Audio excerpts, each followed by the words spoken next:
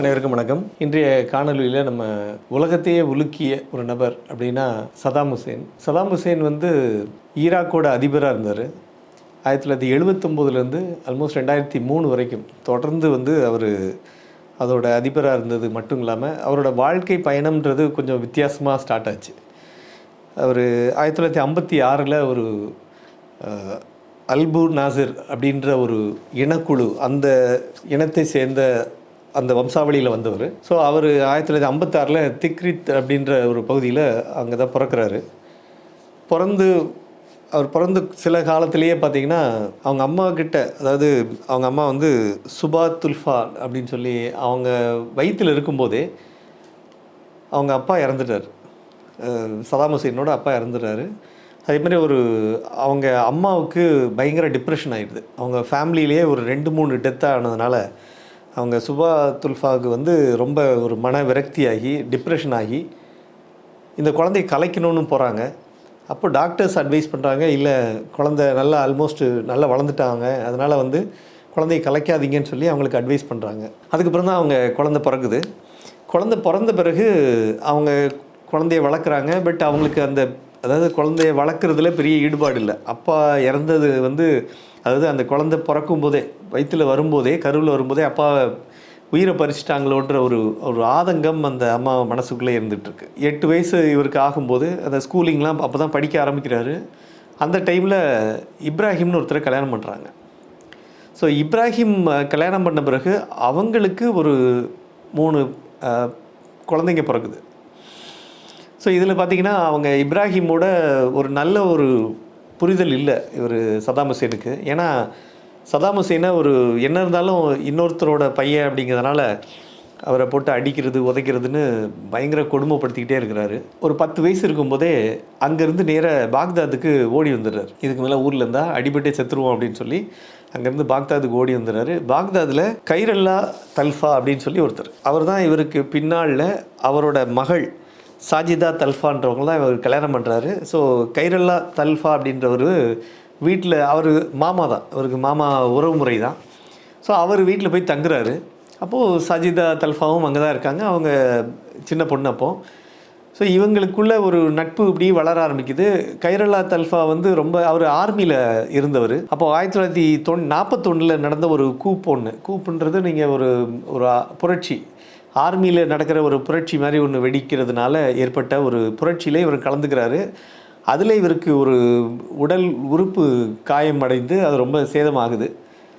So இந்த கதையெல்லாம் இவர் பேசிகிட்டே இருப்பார். கைரல்லா தல்ஃபா வந்து இந்த விஷயங்கள் எல்லாத்தையுமே அவரை பற்றின, அவர் எப்படி சண்டை போட்டார், எப்படி பண்ணாங்க, அப்போ இங்கிலீஷ்காரங்களாம் வந்து எப்படி கண்ட்ரோல் பண்ணாங்க, அதை நம்ம எப்படி இவங்க பதிலுக்கு எப்படி பதில் தாக்குதல் எப்படி நடத்துகிறாங்கன்ற மாதிரில நிறைய அந்த கதைகளாக நிறைய பேசிகிட்டே இருக்கார். இது எல்லாமே இவர் மண்டைக்குள்ளே ஓடிட்டே இருக்குது. இவர் சதாம் ஹுசேனை பொறுத்த வரைக்கும் அவருக்கு இதில் பெரிய ஈடுபாடு என்னென்னா, நம்ம ஏதாவது ஒன்று பண்ணணும், ஏதாவது ஒன்று வித்தியாசமாக பண்ணாதான் நம்ம பேர் வெளியில் நிற்கும் அப்படின்றது அவர் மனசுக்குள்ளே இருக்குது. ஒரு இளம் சதாம் ஹுசேனாக அவர் ஒரு அரசியல் கட்சிக்குள்ளே சேரணுன்ற ஒரு ஆசை ரொம்ப நாளாக இருந்துகிட்ருக்கு. இதே இவர் பின்னால் 1979க்கு பிறகு இவர் அதிபரான பிறகு சதாம் ஹுசேன் பாக்தாத் நகர மேயராக கைரல்லா தல்ஃபாவை, அவரோட மாமனாரையே அப்பாயிண்ட் பண்ணார். ஆனால் அதுக்கப்புறம் பின்னால் ஒரு சில ஆண்டுகளுக்கு பிறகு அவர் நிறைய கொள்ளடிச்சார், கொஞ்சம் கரப்ஷன் சார்ஜஸ் அவர் மேலே நிறைய வந்தது அப்படின்னு சொல்லி அவரையே வந்து சாக் பண்ணுற மாதிரி ஒரு சூழல் ஏற்பட்டது.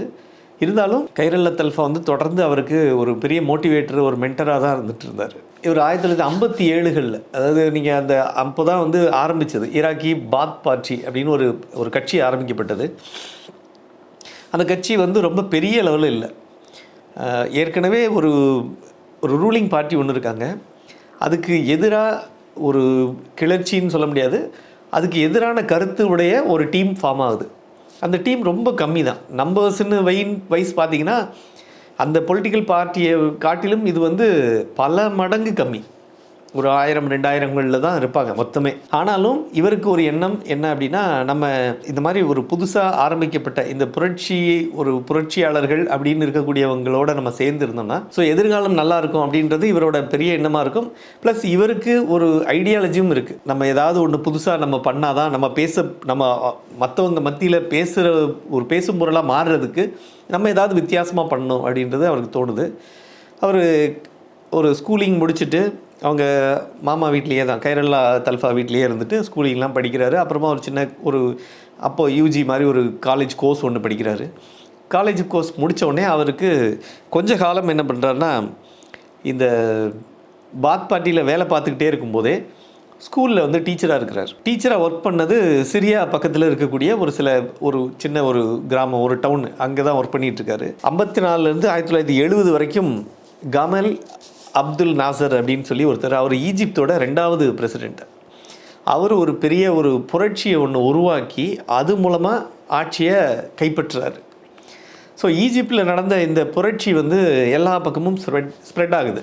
இப்போ நீங்கள் நார்மலாக பார்த்தீங்கன்னா இப்போ மாதிரி ஒரு கம்யூனிகேஷன் ஃபெசிலிட்டி கிடையாது. பட் இருந்தாலும் பேப்பர்கள், செய்தித்தாள்கள், மேகசின்ஸில் வர்றதை வச்சு இதெல்லாம் மற்றவங்களுக்கு பரவ ஆரம்பிக்கும் போது இந்த மற்ற கண்ட்ரீஸில், அதாவது அரப் கண்ட்ரீஸில் இருக்கக்கூடிய நிறைய பேர், அவங்க ஒவ்வொருத்தருக்குமே இது ஒரு பெரிய இனிஷியேட்டிவாக இருக்குது. அவங்க எல்லாமே வந்து இதை நம்ம ஏதாவது ஒன்று பண்ணுவோம், இது மாதிரி நம்மளும் ஒன்று பண்ணால் என்ன அப்படின்ற ஒரு எண்ணம் எல்லாருக்கும் உதயமாகுது. ஸோ நாசர் தான் வந்து பார்த்திங்கன்னா இதில் இந்த மற்ற டீம்களுக்கு, அதாவது மற்ற கண்ட்ரீஸ் எல்லாத்துக்குமே ஒரு பெரிய ஒரு பேஸாக இருந்தார். கூட ஈவன் நான் நம்மளோட ஒரு காணொலியில் கூட இடி அமீனை பற்றி பேசும்போது கூட சொல்லியிருக்கேன். இடி அமீனுக்கும் அவரை பார்த்து இன்ஸ்பயர் ஆகி தான் சில விஷயங்கள் பண்ணார். அவரும் இதே மாதிரி கூப்பில் தான் அங்கே உள்ளே போய் மொத்தத்தையும் காலி பண்ணி அவங்க அந்த கண்ட்ரியோட பிரசிடெண்ட் வந்து ஒரு ஃபாரின் கண்ட்ரிக்கு ஒரு மீட்டிங்க்கு போயிட்டு கான்ஃபரன்ஸ் போயிட்டு ரிட்டர்ன் வரதுக்கு முன்னாடியே மொத்தத்தையும் கண்ட்ரோலில் எடுத்து அவர் டேக் ஓவர் பண்ணார். இடி அமீனை பற்றி நான் அது தனியாக காணொலியிலே பேசியிருக்கேன். ஸோ நாசர் வந்து அந்தளவுக்கு ஒரு முக்கியமான ஒரு கேரக்டராக இருந்தார். அந்த டைமில் வந்து யுனைடெட் அரப் ரிப்பப்ளிக் அப்படின்னு சொல்லி யுஏஆர் அப்படின்னு சொல்லக்கூடிய அந்த கண்ட்ரிலையும், அதாவது இப்போது யுனைடெட் அரப் எமிரேட்ஸ்ன்னு இருக்கு இல்லையா, யுஏஇன்னு சொல்லக்கூடிய, இது வந்து அந்த டைமில் வந்து யுனைடெட் அரப் ரிப்பப்ளிக்னு இருந்தது. ஸோ இந்த இதுலேயும் வந்து நாசரோட இந்த இன்ஃப்ளூயன்ஸ் வந்து ரொம்ப ஜாஸ்தியாக இருந்தது. அதாவது நாசர் ஈஜிப்தில் தான் கைப்பற்றிருந்தாலும் கூட அவர் எப்படி இந்த மாதிரி ஒரு பெரிய ஒரு புரட்சி பண்ணி எப்படி ஆட்சியை பிடிச்சாருன்றது எல்லாருக்கும் ஒரு பெரிய இன்ஸ்பிரேஷனாக மாறிச்சு. இங்கே ஈராக்கில் வந்து ஒரு காசிம் சொல்லி ஒருத்தர் இருக்கார். அவர் தான் வந்து அங்கே பிரசிடெண்ட்டாக இருக்கிறாரு. அவருக்கு தான் அந்த மெயினான அந்த மொத்தமாக, அதாவது கண்ட்ரி முழுக்க இருக்கக்கூடிய பெரும்பாலான சப்போர்ட் வந்து காசிமுக்கு தான் இருக்குது. அப்படி இருக்கும்போது பாத் பார்ட்டிங்கிறது ரொம்ப ஒரு ஃப்ரிஞ்ச் குரூப், ஒரு அவுட்ஃபிட் மாதிரி தான், சின்ன குரூப்பு. அவங்கள கம்பீட்டே பண்ண முடியாது. அவங்களோட ஐடியாலஜி முழுக்க மாறி இருக்கிறதுனாலையும் அந்த டைமில் இருந்த அந்த பாத் பார்ட்டியோட ஃபவுண்டர் பிரசிடென்ட்னு ஒருத்தர் இருந்தார், அதாவது அஃப்லாக்குன்னு சொல்லி ஒருத்தர். அவருக்கும் வந்து அதாவது அவங்களோட காசிமோட அவங்களோட கொள்கைகளுக்கு மாறுபட்டு இவங்க சிந்திக்க ஆரம்பித்தாங்க. சதாம் ஹுசேனும் அதையே அப்படியே ஃபாலோ பண்ணார். அஃப்லாக்கோட திங்கிங்கை இவர் அப்படியே வந்து ரெப்ளிகாவாக பண்ண ஆரம்பித்தார். ஸோ அந்த டைமில் வந்து அந்த அஃப்லாக்கோட க்ளோஸாக இருந்தது அஹமத் ஹசன் அல் பக்கர் அப்படின்னு சொல்லி ஒருத்தர். ஸோ இவரும் வந்து அந்த பாத் பார்ட்டியில் ஒரு முக்கியமான ஒரு நபராக இருந்தார். அப்படி இருக்கும்போது அஃப்லாக் வந்து என்ன பிளான் பண்ணுறாங்கன்னா, போய் காசிமை ஒரு இடத்துல அவர் மீட்டிங் வரும்போது அவரை பிளாக் பண்ணி அவரை என்கவுண்டர் பண்ணிட்டா, அவரை மர்டர் பண்ணிட்டா நம்ம ஆட்சியை கைப்பற்றிடலாம் அப்படின்னு ஒரு ஐடியா பண்ணுறாங்க. 1959 திடீர்னு ஒரு பிளானை போட்டு அக்டோபர் மாதம் 7ஆம் தேதி 1959 அப்போது இவங்க பிளான் படி அவங்க கார் வருது. அப்போ இவங்க எல்லாருக்கும் கையில் துப்பாக்கி இதெல்லாமே இருக்குது. ஒரு இளைஞராக இருந்த சதாம் ஹுசேன் என்ன பண்ணுறாருன்னா, பதட்டத்தில் ஒரு ஃபயரிங் பண்ணிடுறாரு ஃபஸ்ட்டு. அதாவது அவங்க சொல்கிறது என்னென்னா, எக்ஸிக்யூட் பண்ணுறதுக்கு சில டைமிங் கரெக்டாக ஃபிக்ஸ் பண்ணி வைக்கிறாங்க. இந்த டைம் பண்ணணும், இவர் ஃபஸ்ட்டு ஷூட் பண்ணணும், அடுத்து ஏன்னா காருக்குள்ளே இருக்கிற சாஃபர், அதாவது டிரைவர் ஒருத்தர் இருக்கிறாரு, டிரைவர் கூட இவர் இருக்கார், ப்ளஸ் ஒரு செக்யூரிட்டி மென் ஒரு 2 பேர் இருக்காங்க. ஸோ இவங்களை ஒவ்வொருத்தரையும் யார் டார்கெட் பண்ணணும்னு சொல்லி வைக்கிறாங்க. ஸோ காசிமை டார்கெட் கொடுத்தது வந்து இவருக்கு, சதாம் ஹுசேனுக்கு. ஸோ அப்படி பண்ணும்போது அவர் மிஸ்ஃபயர் ஆகி அவர் டிரைவர் மேலே பட்டு டிரைவர் இறந்து போகிறாரு. உடனே அவங்க சுதாரிச்சு அந்த வண்டி எங்கேயோ அப்படி இப்படின்னு வேகமாக போகுது. அப்போ அவங்களால வந்து ஃபோக்கஸ் பண்ண முடியல.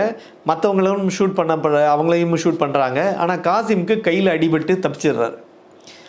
இந்த தப்பித்த பிறகு அவர் சேஃபாக அவங்க பாதுகாவலர்கள்லாம் கூட்டிகிட்டு போயிடுறாங்க. கூப்பிட்டு போன பிறகு இது ஒரு பெரிய பிரச்சனையாகுது.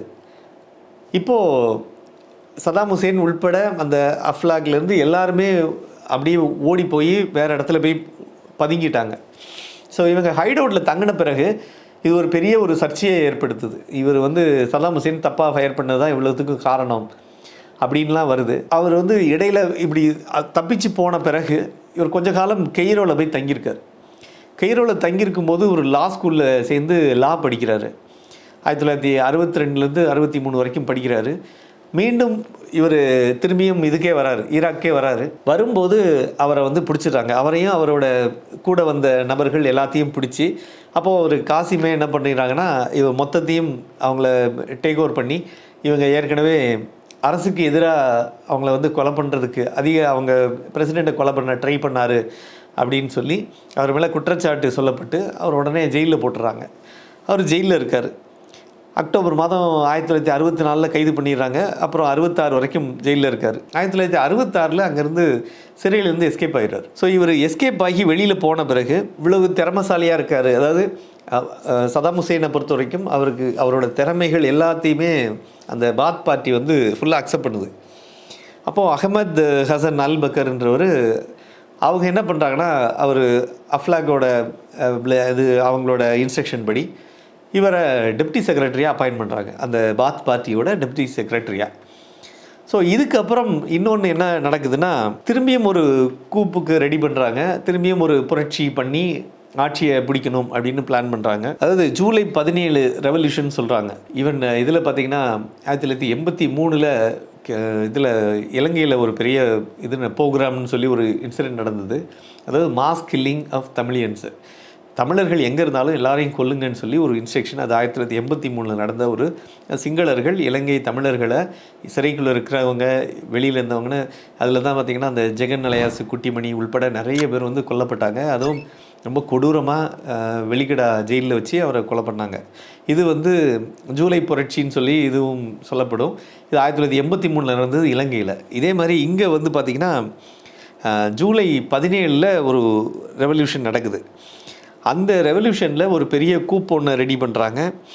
அந்த கூப்பில் வந்து என்ன பண்ணுறாங்கன்னா, 1968 நடந்த அந்த புரட்சியில் அவர் அகமத் ஹசன் அவரை வந்து அப்படியே பிரசிடெண்ட் ஆக்கிடுறாங்க. ஸோ இவர் வந்து டெப்டி செக்ரட்டரியாக இருக்கார் பாத் பார்ட்டியில். அவர் தான் செக்ரட்டரியாக இருக்கார்.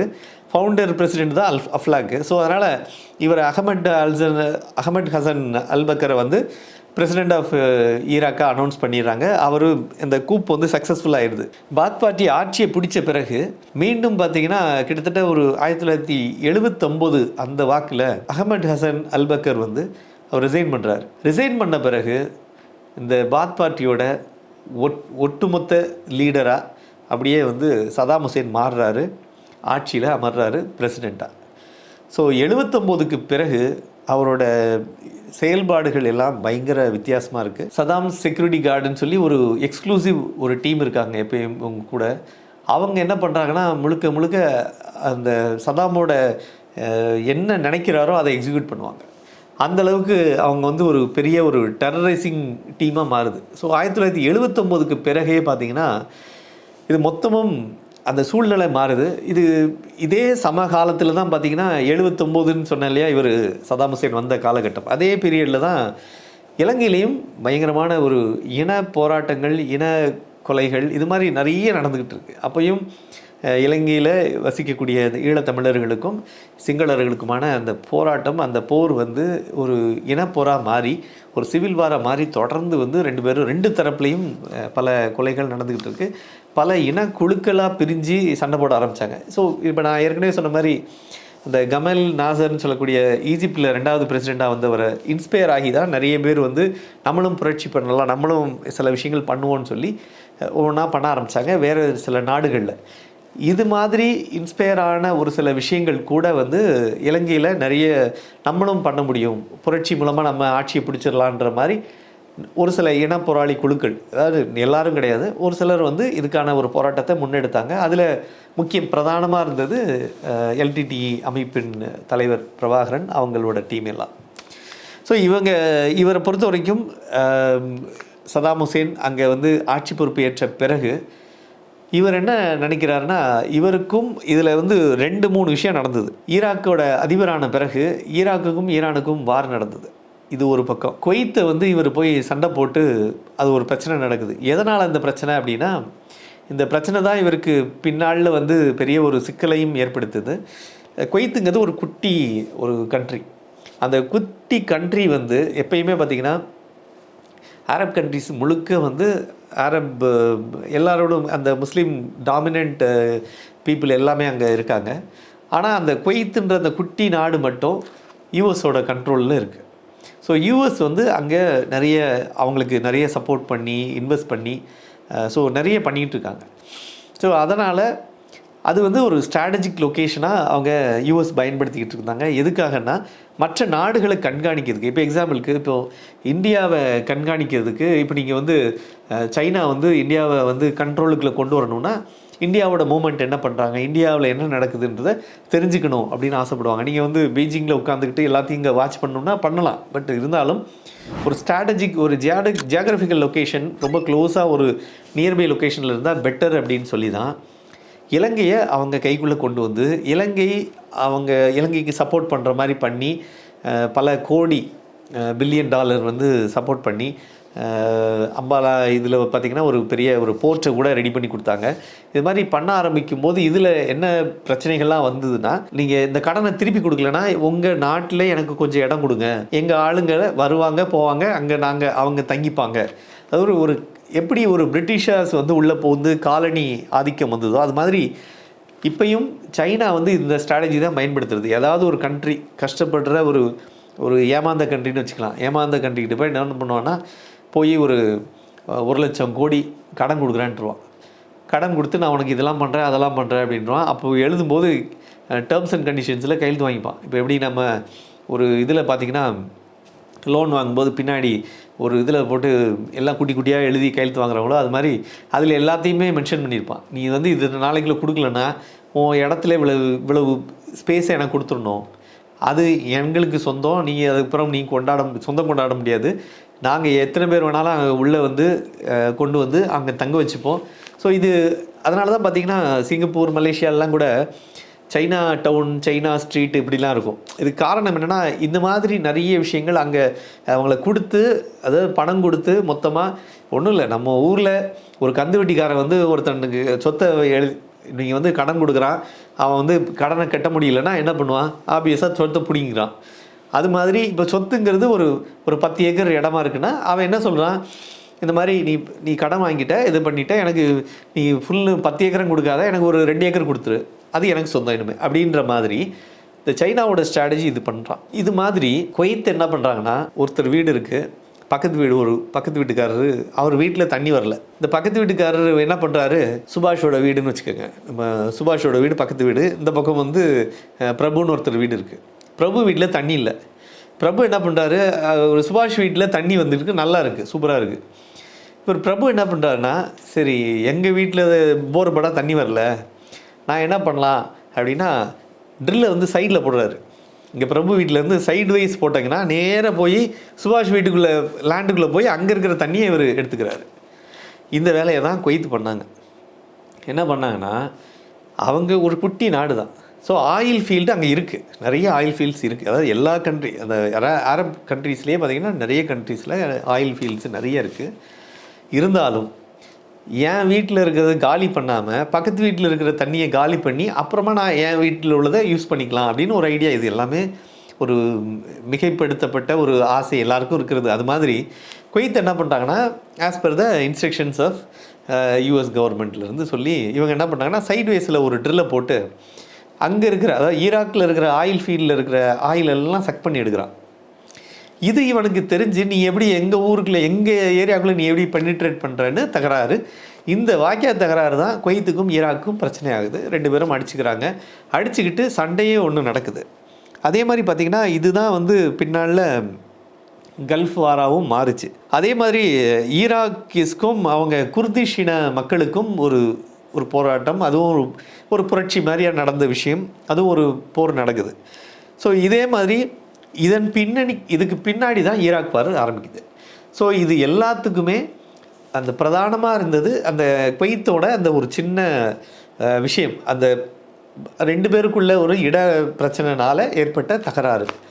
ஸோ இந்த தகராறு தான் இவ்வளவு பெரிய பூகம்பமாக மாறிச்சு.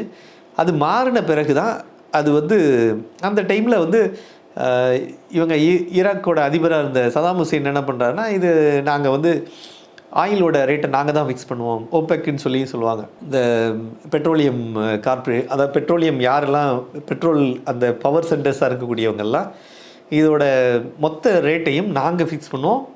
இது எல்லாமே பார்த்திங்கன்னா யூஎஸ் டாலரில் தான் கொடுக்குற மாதிரி இருந்தது. அதெல்லாம் டாலரில் இருக்கக்கூடாது, ஏன்னு உங்கள் காசில் இருக்கணும், எல்லாம் வந்து தினாரில் கொடுக்கலாம், இல்லை வேறு எங்களோட கண்ட்ரியோட இதில் கொடுக்கலாம் அப்படின்னு சொல்லிட்டு அந்த ஆங்கிளில் பண்ண ஆரம்பித்தாங்க. ஸோ இது வந்து ஒரு பெரிய ஒரு சர்ச்சையை ஏற்படுத்துது. எதனால் அது சர்ச்சையை ஏற்படுத்தணும்? இப்போ ஜென்ரலாக பார்த்திங்கன்னா, இப்போ எனக்கிட்ட ஒரு பொருள் இருக்குது. இப்போ நான் வந்து அதாவது நான் எனக்கும் செல்வராஜுக்கும் சுபாஷுக்குமான ஒரு பண பரிவர்த்தனை நடக்குது. சுபாஷ் வந்து சுபாஷ் டாலர்னு ஒன்று வச்சுருக்காரு, செல்வராஜ் வந்து செல்வராஜ் டாலர்னு வச்சுருக்கேன். இப்போ என் பணம் நான் கொடுத்தா தான் வேலிடு, சுபாஷ் எனக்கு அவர் சுபாஷோட டாலர் கொடுத்தாருன்னா நான் ஏற்றுக்க மாட்டேன் அப்படின்னு சொல்லும்போது என்ன நடக்கும்னா, இப்போ நான் வந்து எவ்வளவு பணம் நான் பிரிண்ட் பண்ணுறேன், நான் எனக்கு வந்து எவ்வளவு இதுன்னு தெரியாது. அதாவது கண்ட்ரோல் வந்து கரெக்டாக யாரும் மானிட்டரிங் ஏஜென்சின்னு தனியாக இருக்க மாட்டாங்க.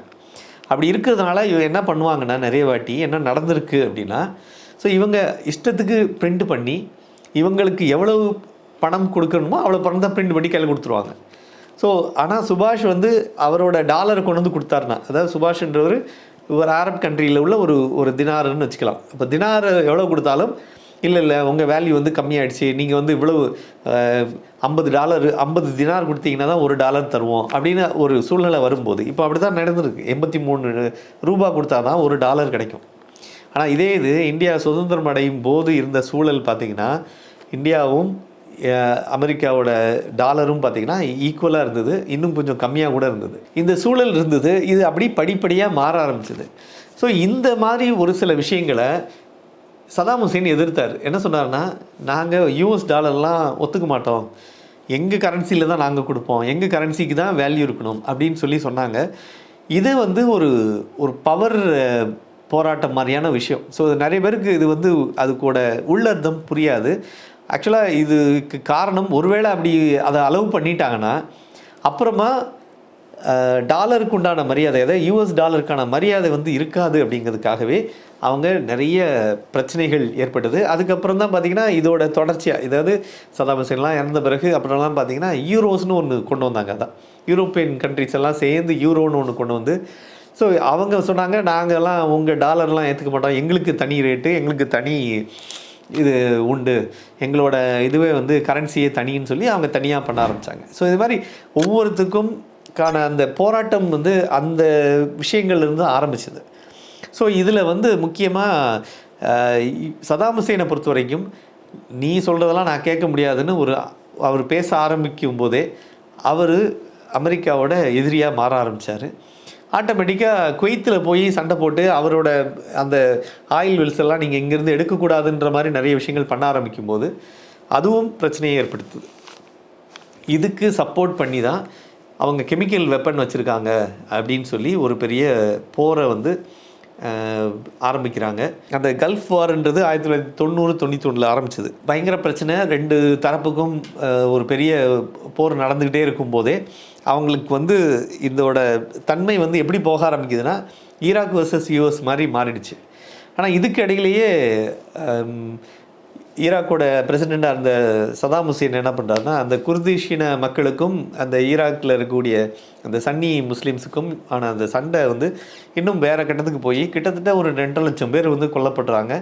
இது பல்வேறு பீரியடில், ஒரே டைமில் நடக்கலை, பல்வேறு பீரியடில் நடக்குது. ஈவன் வந்து பார்த்திங்கன்னா அவர் கடைசியாக அவர் தூக்கு தண்டனை வழங்கப்பட்டதுக்கான ஒரே காரணம் என்னென்னா, 148 பேர் ஷியா முஸ்லீம்ஸை கொலை பண்ணாங்க அப்படின்ற ஒரு காரணம். 1982 நடந்த ஒரு மாஸ் மர்டர்ஸு, அது ஒரு கொலை நடந்தது. அது அவங்க சதாம் ஹுசேனோட மெய்காப்பாளர்கள்னு சொல்லக்கூடிய செக்யூரிட்டி டீம் வந்து ஒரு டீமை மொத்தமாக காலி பண்ணுறாங்க. அந்த கொலைகளுக்கான ஒரு பழிவாங்குதலுக்காக தான் அதுக்காக தான் அவருக்கு தூக்கு தண்டனை வழங்கப்பட்டது. பின்னாளில் தூக்கு தண்டனை அப்புறமா நிறைவேற்றப்பட்டது. 2003 தான் வந்து மொத்தமாக இந்த இந்த இதோட அதாவது இவங்க மொத்தமாக வந்து சண்டை போட ஆரம்பிக்கிறாங்க. ஈராக் வந்து கெமிக்கல் வெப்பன் வச்சுருக்காங்க, உலகத்துக்கு அச்சுறுத்தலாக இருக்க போகுது. அது மூலமாக அந்த கெமிக்கல் வெப்பனை பயன்படுத்தினாங்கன்னா உலகமே அழிஞ்சு போயிடும். அப்புறம் இருக்கிறது ஒன்லி ஈராக் மட்டும்தான் இருக்கும், அரப் கண்ட்ரிஸ் மட்டும்தான் இருக்கும், மிடில் ஈஸ்ட்டில் மட்டும்தான் கண்ட்ரிஸ் இருக்கும், மற்ற கண்ட்ரிஸ்லாம் வந்து அழிஞ்சு போயிடும்ன்ற மாதிரி ஒரு சூழலை உருவாக்கி அதுக்கான ஒரு போராட்டமாக ஒரு போராக மாறினது தான் அந்த 2003 போர். அவர் வந்து அவரை தேடிக்கிட்டு இருந்தாங்க. அப்போ அவர் தலைமறைவாகி வேறு சில இடங்களுக்கெல்லாம் போய் பதுங்கிட்டார். ஸோ யூஎஸை பொறுத்த வரைக்கும் அவர் எங்கே இருக்காருன்ற தகவல்களையும் தொடர்ந்து வந்து ட்ராக் பண்ணிக்கிட்டே இருக்கும்போது ஒரு பதுங்கு குழியில் அவர் ஒரு இடத்துல இருக்காருன்ற ஒரு தகவல் கிடச்சி அவருக்கு வழக்கமாக சாப்பாடு கொண்டு போய் கொடுக்குறவங்க, அவங்களுக்கு மெசேஜ் கொண்டு போய் பாஸ் பண்ணுறவங்கன்ற அவங்களெல்லாம் வந்து ட்ராக் பண்ணிக்கிட்டே வந்து தான் அவரை லொக்கேட் பண்ணாங்க. அப்போது ஒரு இடத்துல பதுங்கு குழியில் இவர் வந்து இருக்காருன்றதை தெரிஞ்சு அவங்க யூஎஸ் டீம் வந்து மொத்தமாக உள்ளே போய் அந்த பதுங்குழியை ரவுண்டப் பண்ணி உள்ளே இறங்கி அவரை செக் பண்ணாங்க. அவர் செக் பண்ணும்போது கூட என்ன இதில் வீடியோ கூட பார்த்துருக்கலாம், அவரோட பல்லுலேருந்து எல்லாத்தையுமே எல்லாம் தாடிலாம் வளர்த்து பயங்கரமாக இதுவோடு இருந்தார். ஸோ அவரை வந்து செக்கப்லாம் பண்ணி அவர் தான் உண்மையாகவே சதாம் ஹுசேனா அப்படின்றதெல்லாம் செக் பண்ணி அதுக்கப்புறம் அவரை கொண்டு போய் ஒரு கேம்பில் வச்சுருந்தாங்க. கேம்பில் அவரை வந்து டீடைன் பண்ணி வச்சுருந்துட்டு அதுக்கப்புறம் தான் அவருக்கு எதிரான அந்த குற்றச்சாட்டுகள் அவர் மேலே பதிவு செய்யப்பட்டு அவர் இந்த 148 பேரை வந்து கொலை செய்ததுக்காக ஒரு தனி விசாரணை ஒரு நீதிமன்றம் அமைக்கப்பட்டது. அந்த நீதிமன்றம் தனியாக இதை விசாரிச்சது. பல மாதங்கள் நடந்த இந்த தீர்ப்பு கடைசியில் அவருக்கு எதிராக சொல்லப்பட்டு இந்த 148 பேர் கொலை செய்யப்பட்டதுக்காக அவருக்கு தூக்கு தண்டனை விதிக்கிறதா அனௌன்ஸ் சொன்னாச்சு. அந்த தூக்கு தண்டனையும் நிறைவேற்றப்பட்டதுக்கு அவரை கூட்டு போய் இந்த ஷியா முஸ்லீம்ஸ் சொல்லக்கூடிய ஒரு டீம் அவங்கள தான் வந்து ஹெஞ்ச்மேனாக கூட்டு போனாங்க. அதாவது ஜென்ரலாக இது ஒரு ட்ராப் டோர் மாதிரியான இது, கழுத்தில் தூக்கு மாட்டி எப்படி ஒரு டெத் சென்டென்ஸ் இப்போ இந்தியாவிலாம் வந்து அது மாதிரி தான் இருந்தது. ஈவன் நானே கூட பேசியிருக்கேன், இந்த ஆட்டோ ஷங்கர் தூக்கில் போடும்போது கூட இதே மாதிரியான ஒரு சூழல் தான் ஏற்பட்டது. அதே மாதிரி அந்த ஒரு ட்ராப் டோரை லீவரை புஷ் பண்ணோடனே அவங்க ஹேங் பண்ணுவாங்க. ஸோ கழுத்தில் மாட்டிட்டு இதர் ஹூட் போட்டுக்கிறீங்களா இல்லை கழுத்தில் ஹூட் போட வேணாமான்னு கேட்பாங்க. இல்லை வேணும்னு ஒரு சிலர் சொல்லுவாங்க, இல்லை வேணான்னு சொல்லுவாங்க. ஸோ அப்படி சொல்லும்போது அவங்களோட கடைசி ஆசை என்னன்னு கேட்குறது. ஸோ இந்த மாதிரி வரிசையாக நடக்குது. அப்போது பார்த்திங்கன்னா அந்த 1982 நடந்த 148 பேர் கொலை செய்யப்பட்ட இதில் வந்து மொக்தாதா அப்படின்னு சொல்லக்கூடிய ஒரு லீடர், அவர் ஷியா முஸ்லீமில் இருக்கக்கூடிய ஒரு முக்கியமான லீடர், அவரை வந்து கொலை பண்ணாங்க. அவர் உள்பட அவங்க ஃபேமிலி மற்ற நிறைய பேர் கொலை செய்யப்பட்டாங்க. அந்த ஷியா ஹெஞ்ச்மேனும் அங்கே இருந்த கூடி நின்னக்கூடிய மற்றவங்களும் வந்து ஒரு சிலர் வந்து மொக்தாதா வாழ்க அப்படின்னு சொல்லி அவங்க கோஷம் போட்டுட்டு இவரை பார்த்து நீ கோ டு ஹெல் அப்படின்னு சொல்லி ரொம்ப கத்தி அரபிக்கில் பேசி கத்திட்டு இருந்தாங்க. ஸோ அவர்கிட்ட கடைசியாக உங்களுக்கு என்ன வேணும், உங்களோட கடைசி ஆசை என்ன அப்படின்னு கேட்கும்போது அவர் சொன்ன வார்த்தைகள் வந்து there is no god but God and that Muhammad அப்படின்னு சொல்லும்போது ட்ராப் டோரை ஓப்பன் பண்ணிட்டாங்க. அப்படியே அவர் ஹேங் பண்ணார். அவர் அந்த வார்த்தைகளை கம்ப்ளீட் பண்ணதுக்கு முன்னாடியே அவர் லீவரை ரிலீஸ் பண்ணினாங்க. ஸோ அவர் ஹேங் பண்ணி அவர் கழுத்தில் வந்து தூக்கு கயிறு மாற்றப்பட்டு தொடர்ந்து அவர் அதை சில நிமிடங்கள் அது மாதிரி வச்சுருப்பாங்க. அதுக்கப்புறம் தான் பாடியை ரிலீஸ் பண்ணி அப்புறம் டாக்டர்ஸ் வந்து செக் பண்ணி பார்ப்பாங்க எத்தனை மணிக்கு அவர் உயிர் பிரிஞ்சுதுன்றதை கன்ஃபார்ம் பண்ணி அந்த நிகழ்வும் நடந்தது. இந்த நிகழ்ச்சியில் இதை வந்து நிறைய பேர் ஈவன் யூஎஸ்லேருந்து லைவாக பார்த்துட்டு இருந்தாங்க இந்த எக்ஸிக்யூஷன் மொத்தத்தையும் அப்படின்ற தகவல்லாம் சொல்லப்பட்டது.